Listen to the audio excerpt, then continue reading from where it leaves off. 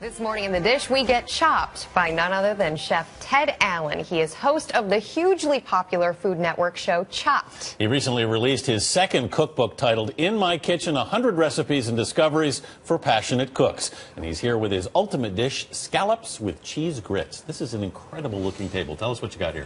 Thank you very much. Well, typically it's shrimp and grits. And I thought, why not go with scallops because they have a similar flavor. You get a nice char on them and you don't have to peel anything. So they're a little bit less labor, and they're very, very, very tasty. And speaking of less labor, you have labored over multiple courses here for us, including a cocktail. Absolutely, the Fire Island Sunset. So it's a grapefruit. It looks good just to start with. A grapefruit, little tequila in the morning, always nice. Hibiscus tea with a red zinger tea and a ginger garnish. It's lovely. Oh, awesome. I like the ginger garnish a lot.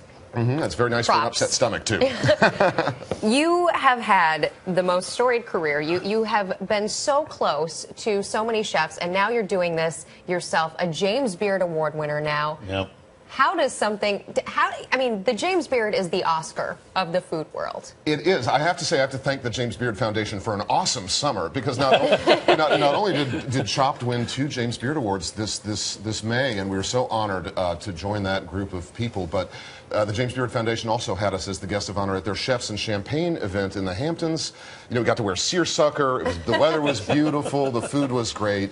And, of course, the Beard Foundation, creates scholarships for younger people who want to get into the business. This is not how you started out. I mean, you started out at Chicago Magazine. Yes. Working on what was it? I edited the short stories in the front of the magazine. I wrote features, but It was also at Chicago Magazine, which is a truly great city monthly, where I fell in love with the culture of cooking and chefs. And, of course, it's a great restaurant town.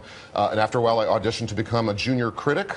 One of 5 or 6 critics that went around and evaluated restaurants, and I found that exercise so fascinating to think about why one chef is doing a better job than another chef, and it proved to be rather prescient when you consider the job that I now find myself in every day, evaluating who did a better job with their dish, whether it's a ham sandwich or something fancy. Right. It's a very interesting job. I think it's very interesting. We've been talking this morning about Julia Child, her 100th birthday coming up. I've been told, love Julia Child. Oh, who doesn't love and miss Julia Child? And I heard you say that everybody has a Julia Child impression, and I think I've got one too, but I won't. I won't.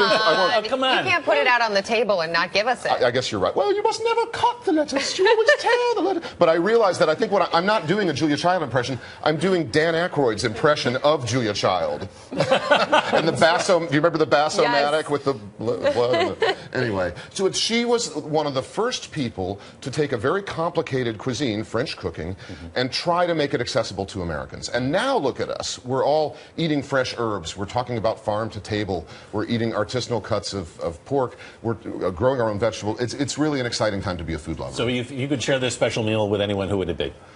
Well, I want to say Walter Cronkite since I'm at CBS, but since he's not around anymore, I'd like to cook it for the president. I want to cook for President Obama. We love it.